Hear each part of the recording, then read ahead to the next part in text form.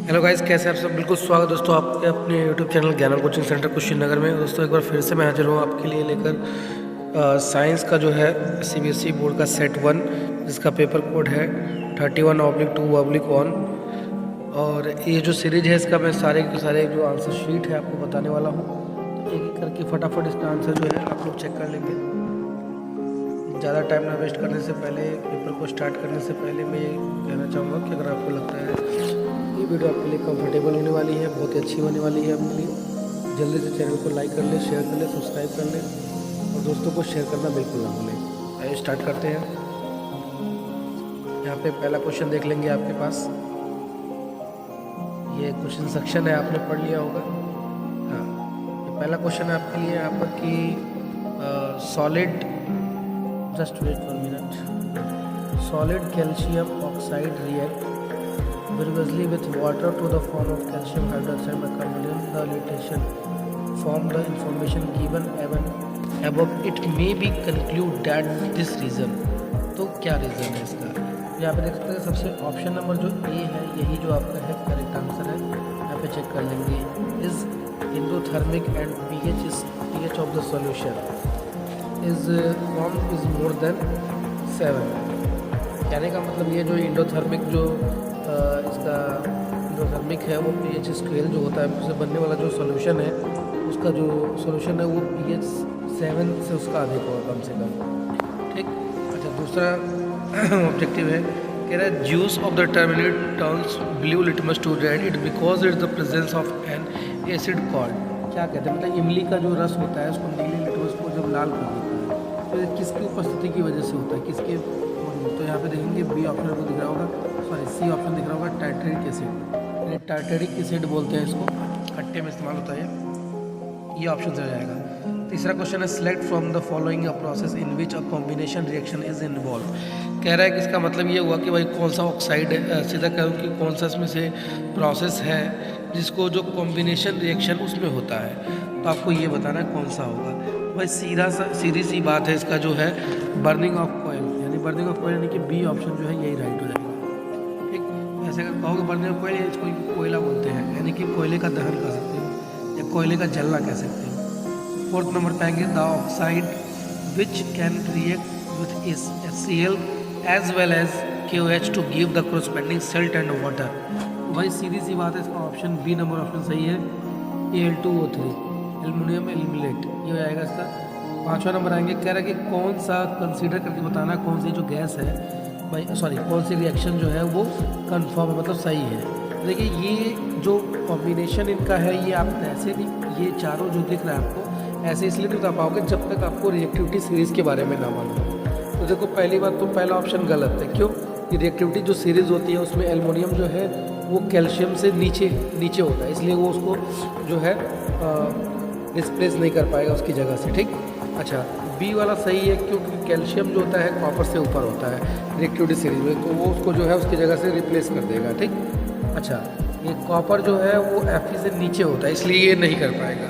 हाँ, अगर copper sulphate में FeSO4 करना होता तो पॉसिबल होता, इसलिए आप देख पा रहे हो कि पहला ऑप्शन गलत, ठीक, तीसरा ऑप्शन भी गलत। अब यहाँ बचता है ये जिंक, मैग्नीशियम जो होती है जिंक से ऊपर होती है, यानी बी और डी ऑप्शन जो है सही है। बी और डी देखो किसमें है, डी वाले में, और D option is correct. Okay, next question कह रहे हैं identify the correct statement about the following reaction, यानी 2H2S plus SO2 this gives to H2O plus H।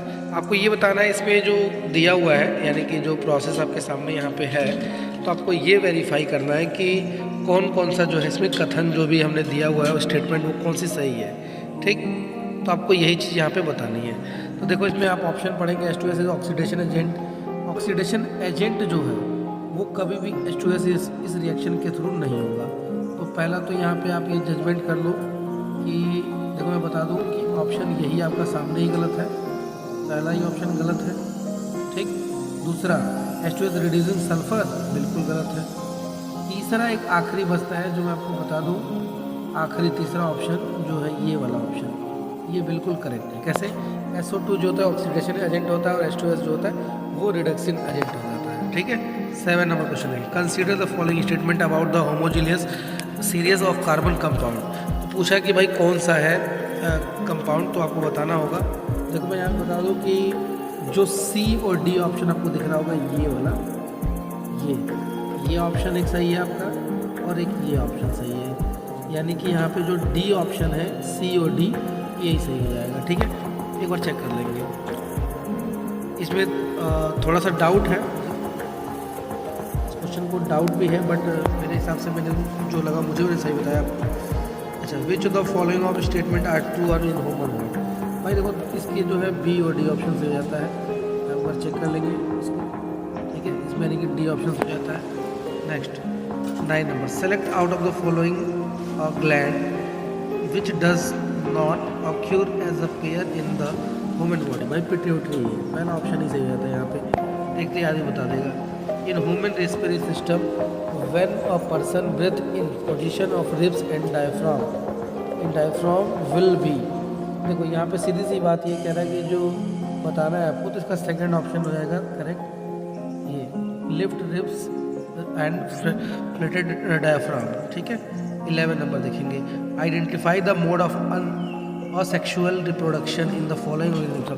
भाई ये सीधी सी बात है, फर्मेंटेशन है, यहीं पे आप देख लो, अपने क्लियर हो जाएगा आपको। अच्छा, सबसे आसान क्वेश्चन ये दिया था 12 नंबर, a cross made of between 2 pea plant of 50% and short and tall and short. Tall and short होगा तो द जिम, जो इसके जिन है, जो gene combination of the parental pea plant must be. तो जो इसके जिन जो संयोजक बनते हैं वो कैसे बनेंगे। भाई सीधी सी बात है, एक लंबा एक छोटा, तो दोनों एक लंबा छोटा बनेंगे, यानी ए ऑप्शन सही जाएगा। कंसीडर द फॉलोइंग, यानी कि आपका देख पा रहे होंगे, consider the following of the this. तो इसमें देखेंगे, इसमें डी ऑप्शन सही है मेरे हिसाब से, ए, जिसमें ए और सी और डी स्टेटमेंट जो है राइट है। आप एक बार चेक कर लेंगे। The maximum resistance of a network of 5 identical resistor of each. सीधी सी बात है, आपसे पूछ रहा है 5 आइडेंटिकल रजिस्टर, कुछ नहीं करना है मेरे बेटे, यहाँ पे 5 मल्टीप्लाई 1/5 कर दोगे डायरेक्ट, तो 5 से 5 कट जाएगा तो 1 ही आएगा, यानी ऑप्शन नंबर ए सही आता है। ठीक। अच्छा, 50 नंबर देखेंगे कि IV ग्राफ दिया हुआ है, register resistance R1 R2 R3 दिया हुआ है, सेलेक्ट करना है कौन सा स्टेटमेंट जो है करेक्ट है। सीधी सी बात है, देखो according to IV graph you also know that R1 is the every time R1 is more greater than R2 and R3। जाहिर सी बात है R1 जो है वो R2 R3 की अपेक्षा बड़ा है, तो इसलिए जो हो जाएगा यहाँ पर इसके हिसाब से तो हो जाएगा कंडीशन, तो मोर देन वो एक्टिविटी करेगी, तो यहाँ पे ये वाला ऑप्शन जो है सी वाला सही हो जाता है। यानी कि जैसे जैसे बढ़ता जाएगा तो R1 थोड़ा सा छोटा, उससे बड़ा R2, उससे बड़ा R3, ये वाली कंडीशन हो जाएगी सी वाला। ठीक है, आइए सेक्शन देखते हैं। Strength of the magnetic field of the produce by current occurring does not depend upon. तो भाई इसका जो है ए ऑप्शन सही है, मिला लेंगे। ठीक है, इसके बाद ये आपका असिस्टमेंट है। बहुत सारे क्वेश्चन आए थे, जैसे आपने देखा होगा कि state of law of reflection of light, बड़ी इजीली आसानी से, यानी कि प्रकाश का परावर्तन क्या, आराम से आपने इस क्वेश्चन को किया होगा, उम्मीद करता हूँ। इसमें लाइट ऑफ स्पीड वगैरह दिया हुआ क्वेश्चन है, बहुत ही अच्छा क्वेश्चन पूछा हुआ है। रिफ्रैक्टिव इंडेक्स दिया हुआ है, यानी एन की वैल्यू और वी की वैल्यू दिया हुआ है, हमें फॉर्मूला का इस्तेमाल करना था। ये ओम्स लॉ पे, यानी V = IR वाले पे क्वेश्चन दिया हुआ था, इसको आप लगाए होंगे। इसके बाद बहुत सारे इजी क्वेश्चन थे, आप यहाँ पे देख पा रहे हो, जैसा कि मैं दिखा रहा हूँ। ये सारे क्वेश्चन बहुत इजी रहे होंगे, आपने किया होगा। जल्दी से मुझे कमेंट करके बता देंगे किन किन बच्चों को सेट 2 का जो है इसका जो है आंसर की चाहिए, मैं आंसर की फटाफट अपलोड कर देता हूँ। ओके फ्रेंड्स, फिर मिलते हैं नेक्स्ट वीडियो में।